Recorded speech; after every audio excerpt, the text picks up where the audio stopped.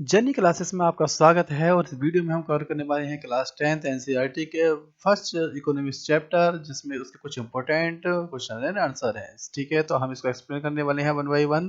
तो शुरुआत करते हैं क्वेश्चन नंबर 1 से। What is development? What are the two aspects of development? कि डेवलपमेंट क्या है और इसके टू एस्पेक्ट कौन कौन से हैं। ठीक है, तो development means improvement in the quality of life. Development means का मतलब होता है improvement in the quality of life, यानी कि जैसा कि हमारी जो लाइफ है उसकी अगर क्वालिटी इंप्रूव होती है तो उसको हम डेवलपमेंट कह सकते हैं। And economic wellbeing of people, मतलब जो भी लोग हैं अगर उनकी क्वालिटी ऑफ लाइफ इंप्रूवमेंट होती है और वो इकोनॉमिक वेलबींग हो जाते हैं, मतलब उनके पास में ऐसे इकोनॉमिक्स रिसोर्सेज आते हैं जिससे वो जो भी चाहे वो अपना परचेज कर सकते हैं अपनी नीड्स के हिसाब से, तो उसका हम बोलते हैं development. There are two main aspects of development are, यहाँ पर इसके दो मेन एस्पेक्ट्स दे रखे हैं डेवलपमेंट्स के। फर्स्ट है आपका इकोनॉमिक डेवलपमेंट एंड सेकंड है सोशल डेवलपमेंट। ठीक है, तो फर्स्ट हम इस पे करेंगे इकोनॉमिक डेवलपमेंट में क्या होता है, इंक्रीज इन इनकम। इसमें क्या होता है कि जो इनकम है वो हमारी इंक्रीज होती है, प्रोडक्शन इंक्रीज होता है एंड एम्प्लॉयमेंट, और ये सब चीजें हमारी इंक्रीज होती हैं। क्लियर? सेकंड है इसमें सोशल डेवलपमेंट। सोशल डेवलपमेंट में improvement in education. Social development में क्या होता है, एजुकेशन को इम्प्रूवमेंट किया जा रहा है, हेल्थ को इम्प्रूवमेंट किया जा रहा है, इक्वलिटी आ रही है एंड लिविंग स्टैंडर्ड हमारा राइज हो रहा है। ठीक है, तो जब ऐसी पोजीशन होती है कि जिससे एजुकेशन हमारी बढ़ रही हो, हेल्थ बढ़ रही हो, इक्वलिटी आ रही हो सोसाइटी में और लिविंग स्टैंडर्ड हमारा अच्छा हो रहा, तो इस टाइप के डेवलपमेंट को हम बोलते हैं सोशल डेवलपमेंट।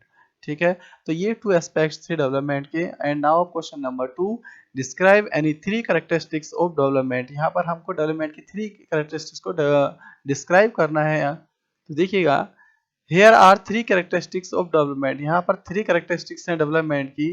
फर्स्ट है economic growth. First economic growth, इसमें क्या है, development involve an increase in a country economic output. जब किसी कंट्री की इकोनॉमिक आउटपुट इंक्रीज होती है, ठीक है, तो उससे क्या होता है, हायर इनकम मिलती है, बेटर जॉब अपॉर्चुनिटीज मिलती हैं, इंप्रूव लिविंग स्टैंडर्ड, और हमारे रहने का जो स्टैंडर्ड है वो इंप्रूव होता है। तो इस टाइप को हम बोलते हैं इकोनॉमिक ग्रोथ। इस टाइप की डेवलपमेंट को कहा जाता है इकोनॉमिक ग्रोथ। ठीक है, सेकेंड होता है improvement in quality of life. इसमें क्या रहता है कि it focuses on enhancing the wellbeing of people, यानी कि इस पर जो फोकस किया जाता है वो इनहेंस किया जाता है वेलबींग को, मतलब लोगों की जो लाइफ है उसको इनहेंस किया जाता है, जैसे कि better health, education, sanitation and access to basic services. मतलब उनको जो बेसिक सर्विस है वो उनकी पहुंच पे आ जाए, उनको मिल सके, और उनकी जो हेल्थ है वो बेटर हो सके, एजुकेशन मिल सके उनको, एंड सैनिटेशन मिल सके। ठीक है, साफ सफाई ये सब मिल सके, तो इससे क्या होता है, जो क्वालिटी ऑफ लाइफ है वो इम्प्रूव होती है। क्लियर हो गया? ये दोनों समझ में आ गए हैं। And now will discuss third point of this answer, social equality. Third point of this answer is social equality, equity. इसमें क्या होता है,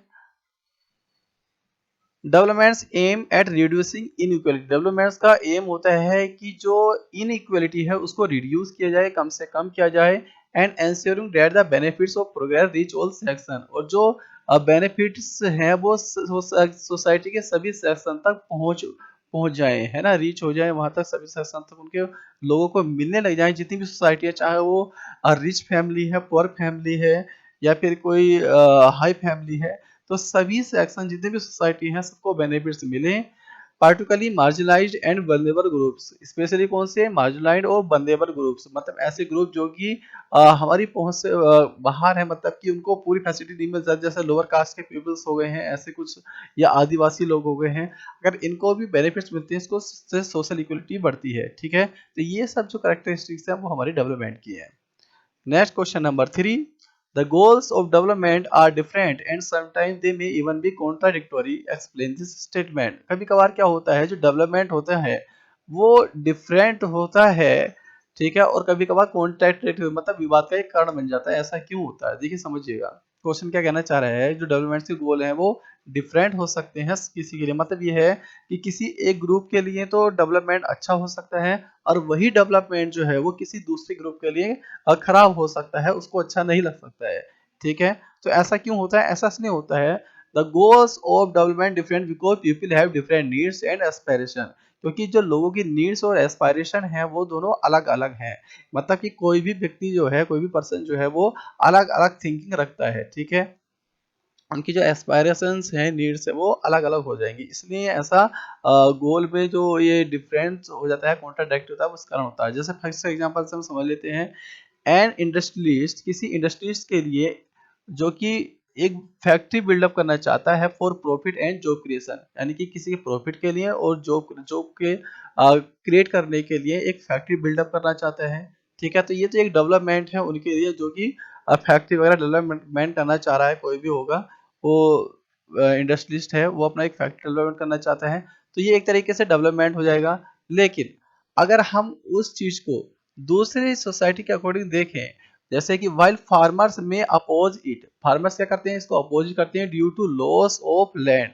क्या करते हैं कि भाई फार्मर के लिए एक लैंड जो है वो नीडेड थिंग्स है ना, तो अगर मान लीजिएगा वो लैंड हट जाए, इससे जमीन ही ना मिली उसको, तो वो जो फार्मिंग है वो कहाँ पर करेगा। इसलिए जो फार्मर है वो अपोज करते हैं, क्योंकि फैक्ट्री के बिल्डअप होने से जो लैंड है वो आपका लॉस हो जाता है, कम हो जाता है, ताकि कि आगे की जो फार्मिंग है वो नहीं कर पाते हैं, ठीक है। और साथ में इससे पोल्यूशन भी बढ़ता है फैक्ट्री से। तो अब जो देखिए यहाँ पर कि thus that benefit one group में harm another, यानी कि एक बिल्डअप जो इंडस्ट्रियलिस्ट था, ठीक है, जो इंडस्ट्रियलिस्ट था उसके लिए तो ये अच्छा था कि भाई जो फैक्ट्री बिल्डअप करनी थी उसके लिए तो बढ़िया था, लेकिन कि एक फार्मर के लिए ये सही नहीं है। तो वही इसमें बता रखा है कि व्हाट बेनिफिट्स वन ग्रुप में हार्म होता है, यानी कि एक के बेनिफिट जो है वो दूसरे के लिए हार्मफुल हो सकते हैं। Making development goals sometime contradictory, तो इससे क्या होता है, जो गोल्स हैं डेवलपमेंट के वो कभी कभार कॉन्ट्राडिक्टरी हो जाते हैं। सेकेंड एग्जांपल से समझिएगा कि building A dam on a river, यानी कि एक रिवर पे हम डैम बनाना चाहते हैं, तो इससे क्या होगा, डैम बनाना तो एक डेवलपमेंट है, चलो ठीक, अच्छी बात है, डैम बना रहे हैं। लेकिन अगर वहां पर रहने वाले लोगों के लिए सोचिए, जो जो वहां पर रह रहे होंगे, ऐसे फार्मर के लिए क्या होगा कि उनको वहां से हटना पड़ेगा, डिस्प्लेस होना पड़ेगा, मतलब उन्होंने जो भी उनकी जगह है उनको छोड़कर कहीं और जाना पड़ेगा। तो डैम बनाना एक ग्रुप्स के लिए तो ठीक है, उनके लिए बेनिफिटली है, लेकिन दूसरे के लिए वो बेनिफिट्स नहीं है, वो दूसरे के लिए हार्मफुल है, ठीक है, क्योंकि उससे उनका जो हाउस है, जो होम है, वो हट जा रहा है वो, ठीक है। तो ये जो क्वेश्चन था ये आंसर हो गया है। नेक्स्ट क्वेश्चन है हमारा, apart from income what other factor play an important role in our life, यानी कि अगर इनकम को हटा दिया जाए तो ऐसे और भी कौन से फैक्टर्स हैं जो कि हमारी लाइफ में एक इम्पोर्टेंट रोल प्ले करते हैं, ठीक है। तो वो समझिएगा कि apart from income for better life, family, employment, friendship, security, sense of equality, peaceful life, यानी कि ये ऐसे फैक्टर हैं जो इनकम के अलावा भी किसी की लाइफ को एक्सपेंस होने के लिए चाहिए होते हैं, ठीक है। ये हमारी लाइफ में एक इम्पोर्टेंट रोल प्ले करते हैं। फैमिली हो गई, एम्प्लॉयमेंट हो गया, रोजगार हो गया, फ्रेंडशिप हो गई, ठीक है। ये सब चीजें भी हमें इनकम के अलावा चाहिए होती है अपनी लाइफ को बेटर बनाए रखने के लिए। क्लियर है। This is important because only material thing can be purchase for money, ये इसलिए भी इम्पोर्टेंट है क्योंकि आप मनी से केवल मटेरियल थिंग ही परचेज कर सकते हैं। मटेरियल थिंग मतलब कोई भी ऐसी कोई अलग अलग वस्तुएं आप परचेज कर सकते हैं मनी से, ठीक है। लेकिन इससे क्या हो, जो क्या कहते हैं, ये फैमिली है, सिक्योरिटी, इक्वलिटी है, पीसफुल लाइफ है, फ्रेंडशिप है, ये सब आप परचेज नहीं कर सकते हैं, ठीक है। तो अब नाउ आते हैं नेक्स्ट क्वेश्चन पर। Next question, what are the main characteristics of a development and develop country, यानी कि डेवलपिंग एंड डेवलप कंट्री की मेन कैरेक्टरिस्टिक्स क्या है। तो देखिए, कोई भी कंट्री होती है वो क्या करती है, स्टार्टिंग जैसे जैसे आगे टाइम बढ़ता रहता है तो वो उसमें थोड़ा सा डेवलपमेंट होता रहता है, चाहे वो एजुकेशन सिस्टम को लेकर हो, चाहे वो इनकम को लेकर हो, चाहे वो एम्प्लॉयमेंट को लेकर हो, तो धीरे धीरे करके ग्रोथ बढ़नी शुरू होती है, ठीक है। तो वो फेज जब वो ग्रोथ बढ़ रही होती है, वो प्रोसेसिंग का टाइम, उसको हम बोलते हैं डेवलपिंग कंट्री, कि हाँ अभी डेवलप नहीं हुई है, क्योंकि डेवलप होने के लिए एक क्राइटेरिया होता है, एक रिक्वायरमेंट होती है कि हाँ इतना क्राइटेरिया होना चाहिए तभी आपको डेवलप कहा जाएगा। तो उसमें क्या क्या कैरेक्टरिस्टिक कैसे पता चलता है कि ये डेवलपिंग कंट्री है या डेवलप्ड कंट्री है। तो पहले आप समझ लेंगे डेवलपिंग कंट्री के बारे में। तो डेवलपिंग कंट्री में क्या रहता है कि लो पर कैपिटल इनकम, इनकी जो इनकम कैसी होती है, पर कैपिटल इनकम लो रहती है। अभी हम इसको आगे एक्सप्लेन करेंगे कि पर कैपिटल इनकम क्या है। तो वो क्या होती है, लो मतलब कम होती है। High poverty and unemployment rate, यहाँ की जो पॉवर्टी है वो ज़्यादा हाई, यानी गरीबी बहुत ज़्यादा होती है, और जो अनएम्प्लॉयमेंट रेट्स है वो भी हाई होता है, यानी कि लोगों को रोजगार नहीं मिलता। Poor health care and education facility, मतलब यहाँ की जो एजुकेशन है या हेल्थ केयर है वो बहुत ज़्यादा वीक है, बहुत ज़्यादा पुअर है। प्रॉपर हम जो ट्रीटमेंट है हेल्थ की या एजुकेशन के लिए वो नहीं मिल पाता है। प्रीडोमिनेंटली एग्रीकल्चरल इकोनॉमी, यानी कि पहले से ही कैसी होती है, प्रीडोमिनेंटली एग्रीकल्चर इकोनॉमी होती है, मतलब डिपेंडेंट किस पे रहती है, एग्रीकल्चर पर ये इकोनॉमी डिपेंड रहती है। ठीक है। इंडिकेट इंफ्रास्ट्रक्चर, यहाँ का जो इंफ्रास्ट्रक्चर होता है वो इंडिकेट होता है, प्रॉपर नहीं होता है ना, इंडिकेट इंफ्रास्ट्रक्चर रहता है। तो ये जो करेक्टरिस्टिक्स थी वो डेवलपिंग कंट्री की थी। अब हम डिस्कस कर लेते हैं डेवलप कंट्री के लिए। तो देखिए अपोजिट ही हो जाएगा, जैसे ऊपर डेवलपिंग कंट्री है उसका जस्ट अपोजिट आपका नीचे का भी है। ठीक है। जैसे कि यहाँ पर हाई पर कैपिटल इनकम हो चुकी है, वहां पर लोअर थी, यहाँ पर हाई हो गई है। वहां पर हाई पॉवर्टी थी, यहाँ पर लो पॉवर्टी हो गई है। अनएम्प्लॉयमेंट हाई था, यहाँ पर अनएम्प्लॉयमेंट लो हो गया है, यानी कि लोगों को लोग जो है वो पॉवर्टी वाले यहाँ पर कम देखने को मिलते हैं, गरीब लोग कम देखने मिलते हैं, और अनएम्प्लॉयमेंट भी कम देखने को मिलता है, यानी कि लोग जो है वेल सेटल्ड जॉब पर है, वर्किंग पर हैं। इस advance health care and education वहां पर पुअर है, यहाँ पर advance health care and education हमें देखने को मिलेगा। Industrial and service based economy, यानी कि जो पहले की जो इकोनॉमी है डेवलपिंग कंट्री की, वो इकोनॉमी ऐसी है जो कि एग्रीकल्चर पर वर्क कर रही है मैक्सिमम। जबकि अगर हम डेवलप्ड कंट्री की देखें तो वो ऐसी है जो इंडस्ट्री पर और सर्विसेज पर बेसिस है। ठीक है। अगर मतलब एग्रीकल्चर पे भी है लेकिन उसके लिए बहुत ही लो एरिया है एग्रीकल्चर के लिए, जबकि हाई एरिया अगर कवर करती है तो वो इंडस्ट्री एंड सर्विस पर ही बेसिस है। सेकंड फिफ्थ पॉइंट है वेल डेवलपमेंट इंफ्रास्ट्रक्चर, यहाँ की जो डेवलपमेंट होता है वो ज़्यादा वेल डेवलप्ड होता है। ठीक है। तो ये हो गया हमारे पास में कुछ कैरेक्टरिस्टिक्स डेवलप्ड कंट्री की, और साथ में ये डिफरेंस भी हो जाएंगे। ठीक है। ये डिफरेंस भी हो जाएंगे कि डेवलप्ड और डेवलप्ड कंट्री में, डेवलपिंग कंट्री और डेवलप्ड कंट्री में क्या क्या डिफरेंसेस हैं, तो उसका आंसर भी यही हो जाएगा।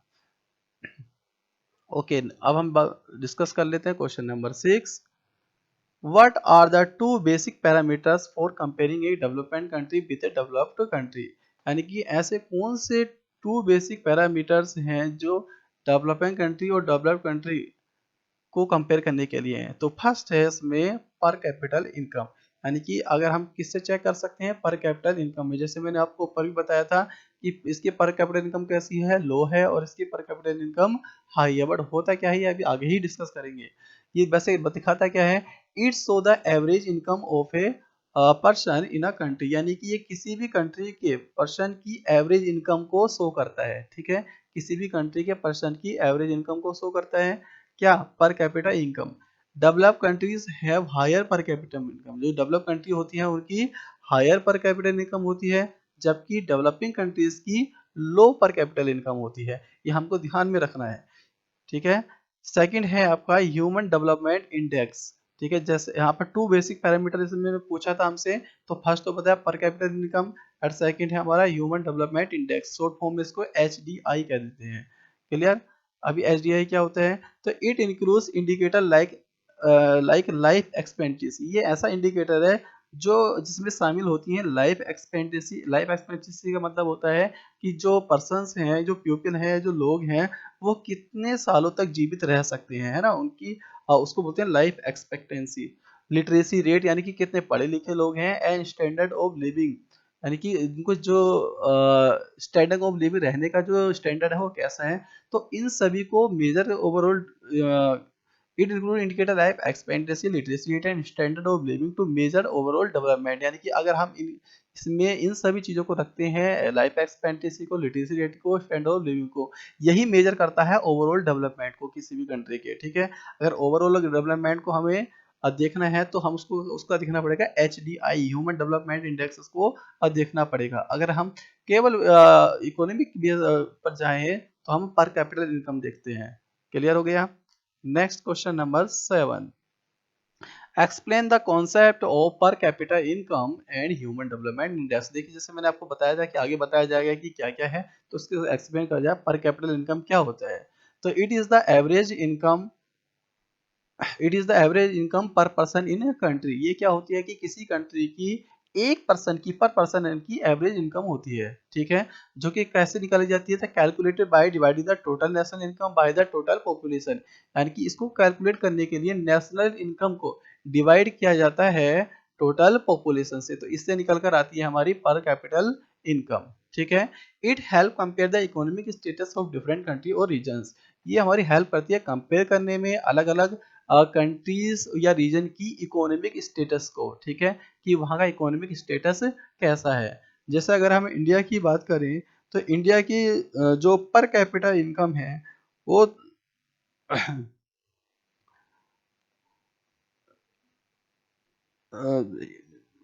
इस हाँ इंडिया की बात करते हैं तो इंडिया की जो पर कैपिटल इनकम है वो लगभग लगभग समय है, अगर अब देखा जाए तो एक 1 मिनट थोड़ा सा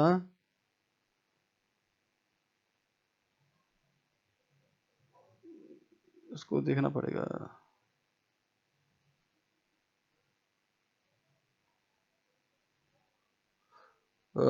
2023 और 24 के हिसाब से जो बन के रह रही थी हमारी वो थी 1,88,892, 1,88,892, ये हमारी पर कैपिटल 1,88,892, ठीक है, ये रुपीज है, ठीक है, रुपीज में ये पर कैपिटल इनकम है इंडिया की according to 2023 to 24 year, 23 to 24 year इसके अकॉर्डिंग, ठीक है। इसको हम नेट नेशनल इनकम भी कह सकते हैं। क्लियर हो गया। ये जो हमारे पास में डेटा है ये एक वेबसाइट से दिया गया, विकीपीडिया से लिया गया है, ठीक है। तो अगर हम इसको डॉलर में कन्वर्ट करते हैं तो 2878, ठीक है, इतना डॉलर हमारी पर कैपिटल इनकम है। क्लियर है। चलिए अब आगे समझ लेते हैं ह्यूमन डेवलपमेंट इंडेक्स को। ह्यूमन डेवलपमेंट इंडेक्स, जैसे मैंने आपको बताया था पीछे भी कि ह्यूमन डेवलपमेंट इंडेक्स दिखाता है कि कहाँ पर जो डेवलप्ड कंट्री है वो कितना है, किस हिसाब से है। तो it is a composite index developed by United nation. ये है एक कंपोजिट इंडेक्स है जो कि यूनाइटेड नेशन द्वारा डेवलप किया जाता है। Measures overall development of a country. इसमें क्या होता है, किसी कंट्री का जो ओवरऑल डेवलपमेंट है उसको मेजर किया जाता है। नॉट जस्ट इनकम, केवल इनकम ही नहीं बाकी सब चीजें भी देखी जाती हैं।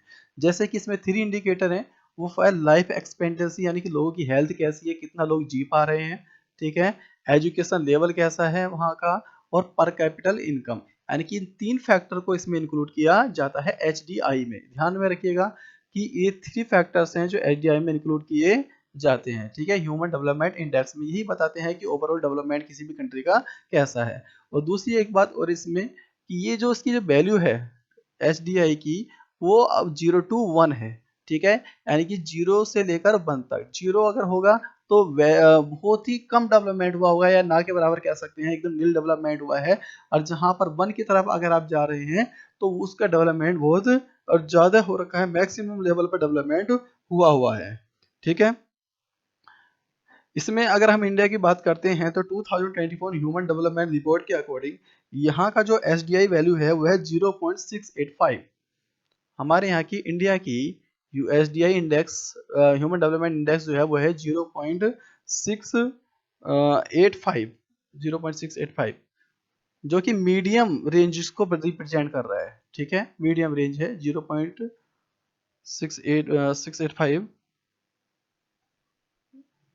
0.685 85, ठीक है, ये मीडियम रेंज है, मीडियम रेंज को इंडिकेट करता है। अगर हम ग्लोबल रैंक की बात करें तो इंडिया जो है वो 193 कंट्रीज में से 130 नंबर पर आता है, ठीक है, 193 में से 130 नंबर पर आता है इंडिया। क्लियर? 130 नंबर, 130 नंबर पे आता है 193 कंट्रीज में से, मतलब अभी भी हमारा इंडिया बहुत पीछे है, ठीक है, एसडीआई के according. The higher the value the more development the country, अगर इसकी वैल्यू जितनी हायर होती है उतना ही किसी कंट्री का डेवलपमेंट होता है। तो अब आ जाते हैं क्वेश्चन नंबर 8 पर। क्वेश्चन नंबर 8 कहता है कि एक्सप्लेन द फॉलोइंग, नीचे जो है उनको एक्सप्लेन करना है। फर्स्ट है आपका infant mortality rate, infant mortality rate ये क्या होता है देखिएगा। Infant mortality rate, the proportion of infants who die before reaching 1 year of age per 1000 live birth in a given year। मतलब ये हुआ कि 1 ईयर में, एक साल में, ठीक है, जितने बच्चों ने जन्म लिया है, 1000 बच्चों ने जन्म लिया मान लीजिए, ठीक है, इसको ऐसे समझ लेते हैं। 1 ईयर में, 1 ईयर में कितने बच्चों ने जन्म लिया? 1000 बच्चों ने जन्म लिया है, ठीक है, बर्थ हुए हैं। अब उसमें से क्या है कि कितने बच्चे डाई हो चुके हैं, ठीक है, 1000 में से कितने बच्चे डाई हो चुके हैं, मान लीजिए 20 50 जो भी हुए हो, है ना, 100 200 जो भी हुए हो, तो इसी को हम बोलते हैं इन्फेंट मोर्टेलिटी रेट। मतलब ये होता है, एक प्रोपोर्शन होता है, किसका प्रोपोर्शन होता है? इन्फेंट हु डाई, यानी कि जो मर गए हैं बिफोर रीचिंग 1 ईयर, एक साल होने से पहले ही, of as per 100 live birth, यानी कि 1000 बर्थ में से, जन्मे बच्चों में से जितने बच्चे उस समय डाई हो गए हैं, ठीक है, उनके प्रोपोर्शन को ही बोलते हैं इन्फेंट मोर्टेलिटी रेट। मान लीजिएगा 200 बच्चे जो है वो डाई हो गए हैं 1 ईयर, बिफोर 1 ईयर 1000 में से, ठीक है, इस तरीके से। तो जो इन्फॉर्मेट जो इनका इन्फेंट मोर्टेलिटी रेट है वो कितना हो जाएगा आपका? इनका रेशियो हो जाएगा, यानी कि 1:5, ठीक है, 1:5, मतलब 5 में से एक बच्चा जो है वो इन्फेंट मोर्टेलिटी रेट में आ रहा है, मतलब 5 में से एक बच्चा मरा हुआ है, ठीक है, इस तरीके से होता है। सेकेंड है आपका net attendance ratio, net attendance ratio ये क्या होता है? नेट अटेंडेंस रेशियो, इसको करने पहले, okay, net attendance ratio, percentage oblique ratio of total children attending school in the age group of 6 to 10 years to the total children of the age of group। मतलब ये है कि 6 to 10 year वाले जितने भी बच्चे हैं इस समय, ठीक है, जितने भी चिल्ड्रन हैं 6 to 10 ईयर वाले, उनमें से कितने चिल्ड्रन जो है वो स्कूल अटेंड कर पा रहे हैं, ठीक है, ऐसे उनका परसेंटेज या फिर रेशियो, ऐसे बच्चे जो 6 to 10 ईयर्स वाले हैं टोटल वो नीचे आ जाएंगे, 6 to 10 ईयर्स वाले आपके नीचे आ जाएंगे जो भी होंगे, ठीक है, 6 to 10 ईयर वाले, और जो बच्चे स्कूल अटेंड कर पा रहे हैं वो आपका यहाँ पर ऊपर आ जाएंगे, ठीक है। तो इनका जो रेशियो बन के आएगा वही हो जाता है आपका नेट अटेंडेंस रेशियो, ठीक है, यही हो जाता है net attendance ratio. Clear?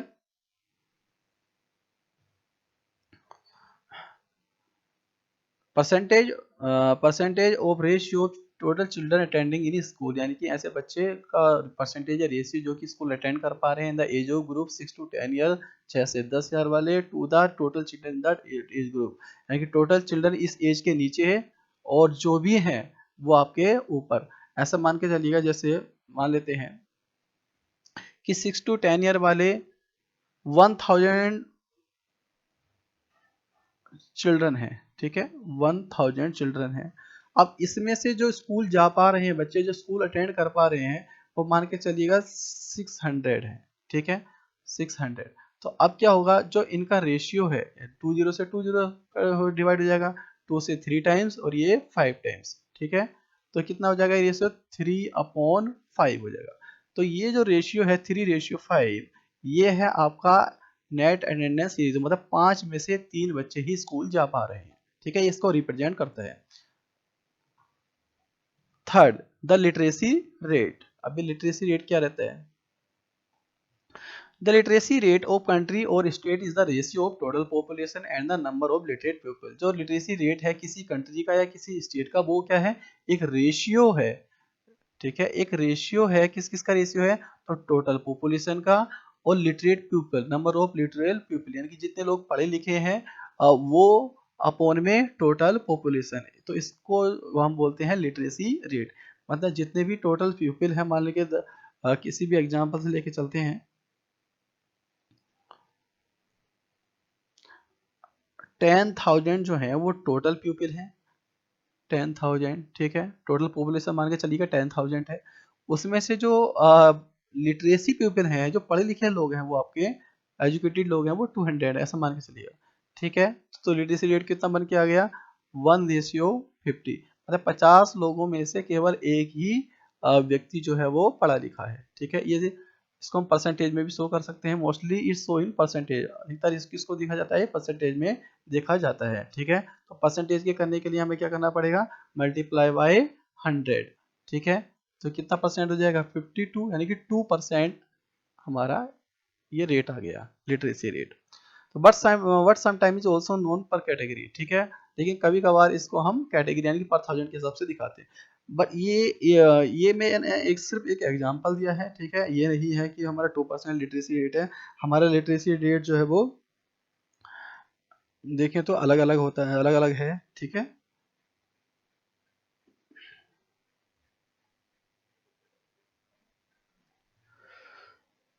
India का जो लिटरेसी रेट है अकॉर्डिंग टू सेंसस 2011 की जो जनगणना है उसके हिसाब, सेंसस के हिसाब से, जो हमारे यहाँ का लिटरेसी रेट है, ओवरऑल लिटरेसी रेट, वो है 74.04, 74.04%, इतना है। ठीक है, अब इसमें मेल और फीमेल का देखें तो मेल का जो होगा लिटरेसी रेट वो है 82.14 और जो फीमेल का लिटरेसी रेट है वो है इसमें इस टाइम 65.46, 65.46। ये जो है पुराना, जो ओल्ड डेटा है उसके अकॉर्डिंग है, 2011 के डेटा के हिसाब से है, 2011। ठीक है, अब जो अपडेट डेटा है उसमें इंक्रीज हो गया होगा। क्लियर है, चलिए नेक्स्ट क्वेश्चन पर चलते हैं। Why is literacy essential for economic development. Literacy जो है वो इकोनॉमिक डेवलपमेंट के लिए क्यों जरूरी है, यानी कि जो पढ़ा लिखा होना किसी भी इकोनॉमिक डेवलपमेंट के लिए क्यों जरूरी है ना, उसको बताना है यहाँ पर। तो फर्स्ट पॉइंट, इंक्रीज प्रोडक्टिविटी। इससे क्या होता है, जो प्रोडक्टिविटी है वो इंक्रीज होती है। एजुकेटेड वर्कर्स होंगे तो कैन यूज मॉडर्न टूल्स, वो मॉडर्न टूल्स का यूज करेंगे और टेक्निक्स का यूज करेंगे और मोर इफिशिएंटली काम करेंगे। मतलब ये इफिशिएंटली का मतलब होता है कि जितना हम इनपुट को इनपुट दे रहे हैं अप्रोक्सीमेटली ही उतना ही हमको आउटपुट मिले। तो ये हम मॉडर्न टूल्स और टेक्निक का यूज कर सकते हैं और एजुकेटेड वर्कर है तब, तो इससे हमारी प्रोडक्टिविटी जो है वो इंक्रीज होती है, इनहेंस होती है। Enhance employability, literate people have better chance for getting skilled and higher paying jobs. जो लिटरेट पीपल होते हैं उनको स्किल्ड के बेटर चांस होते हैं और साथ में उनको हाई पेइंग जॉब्स के भी बेटर चांस होते हैं, यानी कि उनको अच्छी अच्छी जॉब मिल सकती हैं और वो स्किल्ड वर्कर हो सकते हैं। promote entrepreneurships, education help individual start and manage business successfully. Education help करती है किसी भी इंडिविजुअल पर्सन का स्टार्ट करने में, किसी भी बिजनेस को स्टार्ट करने में और उसको मैनेज करने में। अगर वो पढ़ा लिखा है तो वो अच्छे से अपने बिजनेस को स्टार्ट कर सकता है और उसको मैनेज कर सकता है, तो इसमें हेल्प करते हैं। इम्प्रूव डिसीजन मेकिंग, ये डिसीजन मेकिंग को इम्प्रूव करता है। Literate citizens make inform financial and social decision. जो लिटरेट सिटीजन्स होते हैं वो इन्फॉर्म फाइनेंशियल और सोशल डिसीजन को लेकर इन्फॉर्म रहते हैं कि कैसे कैसे चल रहा है, उसको अच्छे से हैंडल कर सकते हैं। Boost technological growth, a literate workforce adopt quickly to new technology and innovation. जो लिटरेट कह सकते हैं वर्कर्स होते हैं वो नए टेक्नोलॉजी को और इनोवेशन को क्विकली अडोप्ट कर लेते हैं, आसानी से उसको सीख जाते हैं। जो नई नई टेक्नोलॉजी आ रही है उसको इजिली सीख जाते हैं, उसको लर्न स्किल कर लेते हैं। सिक्स्थ है आपका रिड्यूस पॉवर्टी। इससे क्या होता है, education open up more economic opportunity. अगर कोई एजुकेटेड है तो इससे इकोनॉमिक अपॉर्चुनिटी उसको ज़्यादा मिलती है, जिससे helping lift people out of poverty, जिससे कि वो पॉवर्टी से अब बाहर निकलने में उसकी हेल्प करती है, मतलब गरीबी से इसको बाहर निकलने में हेल्प करती है, क्योंकि उसके पास में इकोनॉमिक अपॉर्चुनिटीज ज़्यादा आने लग जाती हैं, ठीक है, क्योंकि स्किल्ड वाले के पास। Next question number 10, what is the public distribution system, describe its to benefit. ये पब्लिक डिस्ट्रीब्यूशन सिस्टम क्या है और इसके दो बेनिफिट्स क्या हैं, ये हमको डिस्क्राइब करना है। तो पब्लिक डिस्ट्रीब्यूशन सिस्टम, जिसको हम पीडीएस भी बोल रहे हैं, is a government run system. ये एक ऐसा सिस्टम है जो कि गवर्नमेंट द्वारा चलाया जाता है, that distribute essential food item, जिसके द्वारा जो एसेंशियल फूड आइटम्स है, जरूरी फूड आइटम्स है, उनको डिस्ट्रीब्यूट किया जाता है, जैसे कि like rice, wheat, sugar to poor, किसको, गरीबों को, at subsidised rate through fair prices shop, और किस पर, सब्सिडीज रेट पर दिया जाता है, यानी कि पहले जो प्राइस जो ऑर्डिनरी सोप्स होती है उस पर जितना रेट होता है इनका, उससे कम रेट पर हमको गवर्नमेंट के द्वारा ये सब जो एसेंशियल फूड आइटम्स है ये मिल जाते हैं, ठीक है। किसके द्वारा चलाया, तो गवर्नमेंट इनको चलाती है। इसके दो बेनिफिट्स क्या हैं, इंश्योर फूड सिक्योरिटी, यानी कि जो फूड सिक्योरिटी है उसको इंश्योर करने के लिए, बनाए रखने के लिए, provide affordable food to poor and needy family, यानी कि जिस ऐसी फैमिली जो कि पुअर है या जिसको फैमिली को नीड है, जिसके पास में उतनी इनकम नहीं होती है, जो पुअर फैमिली से बिलोंग करते हैं, उनको फूड प्रोवाइड हो सके, इसलिए चलाई जा रही है। Control hoarding and black marketing, इससे क्या होता है, जो होर्डिंग होती है, ब्लैक मार्केटिंग होती है, वो कंट्रोल होती है। Help maintain stable prices and availability of essential good, यानी कि लोग बाहर क्या करते हैं, होर्डिंग कर लेते हैं, होर्डिंग मतलब इकट्ठा करके रख लेते हैं, जैसे मार्केट में किसी चीज़ की कमी होती है तो लोग पहले ही उसको एक जगह पर कलेक्ट कर लेते हैं, ठीक है। जैसे जैसे धीरे धीरे करके जब कमी हो जाएगी तो उस चीज़ के प्राइस इंक्रीज हो जाते हैं, और जैसे ही प्राइस इंक्रीज होते हैं तो वो लोग अपने जो भी माल उन्होंने कलेक्ट किया था उसको मार्केट में डिस्ट्रीब्यूट करना शुरू कर देते हैं, जिससे उनको ज़्यादा से ज़्यादा बेनिफिट मिल सके, ज़्यादा प्रॉफिट उनको मिल सके, ठीक है। तो ये क्या करता है, ऐसी चीज़ों को रोकने में, कंट्रोल करने में हेल्प करता है, क्योंकि हमें पता ही है कि जो गवर्नमेंट देती है वो पहले से जो रियल प्राइसेस है उससे कम पर ही प्रोवाइड कराती है, एसेंशियल गुड्स को स्टेबल प्राइस पे ही बनाए रखने में हेल्प करती है। नेक्स्ट, ये लास्ट क्वेश्चन है इसका, highlight any three main utility of public facility. Public facility के थ्री यूटिलिटी जो उपयोग है हमको इसमें बताना है, क्या है। तो फर्स्ट है आपका improved health and sanitation, public healthcare facilities, clean drinking water, sanitation systems ensure better health for the populations, reducing diseases and improving the life expectancy। First क्या है इसमें, फर्स्ट यूटिलिटी क्या है पब्लिक फैसिलिटी की, कि हमको इम्प्रूव हेल्थ चाहिए, sanitation चाहिए, तो इसमें क्या है, पब्लिक हेल्थ केयर फैसिलिटी रहती है, जैसे ही साफ क्लीनिंग ड्रिंकिंग वाटर होना चाहिए, पीने का साफ पानी होना चाहिए, सैनिटेशन सिस्टम्स होने चाहिए, बेटर हेल्थ सिस्टम होने चाहिए जो भी हमारी पॉपुलेशन है, और रिड्यूसिंग डिसीज, बीमारी कम से कम, एंड इम्प्रूविंग लाइफ एक्सपेक्टेंसी, और हमारी जो जीवन प्रत्याशा, मतलब जो हमारा लाइफ पीरियड है वो इंक्रीज रहे, ठीक है। सेकंड है इसमें एजुकेशन एंड स्किल्स डेवलपमेंट, इसके लिए क्या होना चाहिए, public schools and educational institution provide free और अफोर्डेबल एजुकेशन, ऐसे स्कूल्स हो, एजुकेशनल इंस्टीट्यूशन हो जो कि फ्री एजुकेशन प्रोवाइड करा सके। इससे क्या होता है, इनहेंसिंग लिटरेसी रेट, इससे हमारा जो लिटरेसी रेट है वो इनहेंस होगा, and fostering skill development for better employment opportunity, और जो हमारा स्किल डेवलपमेंट है, ठीक है, बेटर एम्प्लॉयमेंट अपॉर्चुनिटी है वो हमको मिलने लग जाएंगी, है ना, क्योंकि अगर पढ़े लिखेंगे, जो अगर हम एजुकेटेड होंगे तो वहाँ पर हमें एम्प्लॉयमेंट अपॉर्चुनिटी बेटर मिलती है। Social and economic welfare, public transportation होना चाहिए, electricity, roads contribute to easier movement, जिससे हमें आने जाने में आसानी हो, एनर्जी एक्सेस एंड इंफ्रास्ट्रक्चर अच्छा होना चाहिए, improve economic productivity and the overall quality of life, इससे क्या होता है, हमारी जो क्वालिटी ऑफ लाइफ है, प्रोडक्टिविटी की, वो भी इंप्रूव होती है, ठीक है। तो ये सब चीजें हमारे पास में होनी चाहिए। अब हम थोड़ा सा इसमें कुछ शॉर्ट क्वेश्चन पर भी नजर डाल लेते हैं। फर्स्ट आपका question number 1, why is the infant mortality rate, 1 minute, why is the infant mortality rate lower in Kerala than other state, यानी कि केरला में जो इन्फेंट मोर्टेलिटी रेट है वो दूसरे स्टेट से क्यों कम है? तो उसका रीजन क्या है? तो there is better arrangement of health and education facility here. यहाँ पर जो है वो अच्छे अरेंजमेंट है हेल्थ और एजुकेशन की फैसिलिटी को लेकर, इस कारण यहाँ का जो इन्फेंट मोर्टिलिटी रेट है वो लोअर है। Second question, what is meant by life expectancy? Life expectancy से क्या मीन होता है? Average year of possible survival of a person, यानी कि ये जो भी पर्सन अपना सर्वाइव कर जाता है, जितनी एवरेज ईयर सर्वाइव कर सकता है उसको हम लाइफ एक्सपेक्टेंसी कहते हैं। मतलब कि कोई भी व्यक्ति है जितने दिनों तक जितने ईयर तक जीवित रह सकता है उस एवरेज ईयर को लाइफ एक्सपेक्टेंसी कहते हैं। ठीक है, तो यहाँ पर एक थर्ड क्वेश्चन है, which state in India has the highest human development index? यानी कि इंडिया के किस स्टेट का ह्यूमन डेवलपमेंट इंडेक्स है वो हाई है? तो उसका आंसर हो जाएगा केरला। ठीक है, next question, human development index is calculated by which organisation? कौन करता है? तो UNDP, united nation development up programme, ये जो है वो ह्यूमन डेवलपमेंट इंडेक्स को कैलकुलेट करता है। What is public distribution system? Public distribution system क्या है? तो public distribution system is a government system that provide food, grain and essential commodities to the poor and subsidies prices, है ना। Public system government का वह system है जिसमें food, grains और एसेंशियल कमोडिटीज को पुअर लोगों को, गरीबों को सब्सिडाइज प्राइस पर दिया जाता है। सब्सिडीज प्राइस मतलब होता है कि कम कीमत पर दिया जाता है। ठीक है, question number 6, what is the meaning of public facility?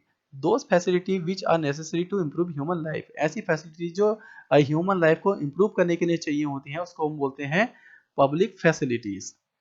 Next, why is proper use of non renewable resources necessary? Non renewable resource का हमें प्रॉपर यूज क्यों करना चाहिए?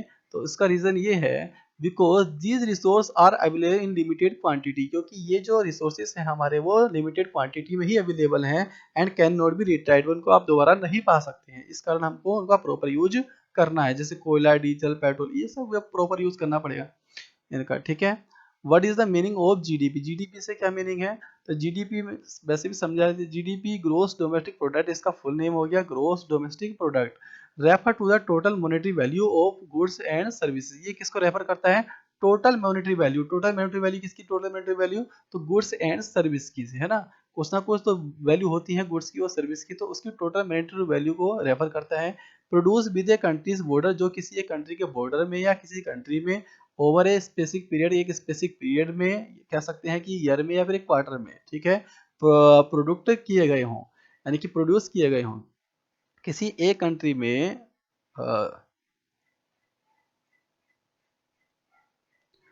किसी एक कंट्री के अंदर जितने भी चाहे वो गुड्स हो या सर्विस हो, ठीक है, ओवर एक स्पेसिफिक पीरियड, किसी एक निश्चित टाइम में गुड्स या सर्विस जो प्रोड्यूस की जाती है उनकी मॉनेटरी वैल्यू को, उनकी टोटल मॉनेटरी वैल्यू को हम बोलते हैं जीडीपी। ठीक है, जितने भी गुड और सर्विस किसी कंट्री में एक स्पेसिफिक पीरियड में प्रोड्यूस की जाती हैं उनकी टोटल मॉनेटरी वैल्यू को ही बोला जाता है जीडीपी। ठीक है, इसका यूज क्या होता है? तो it is use to measure a country economic performance. इसका यूज किसमें होता है? कि कंट्री की इकोनॉमिक परफॉर्मेंस को मेजर करने के लिए इसका यूज किया जाता है। And indicate the size and health of its economy, जो कि किसी कंट्री की इकोनॉमी की साइज को और उसकी हेल्थ को, ठीक है, साइज को और उसकी हेल्थ को डिनोट भी करता है, साइज को या फिर हेल्थ को डिनोट भी करता है। तो ये वीडियो कैसी लगी आपको तो बताइएगा, अगर अच्छे लगे तो लाइक करें, सब्सक्राइब करें हमारे चैनल को। आज के लिए हम इतने रखते हैं, उसके लिए जय हिंद।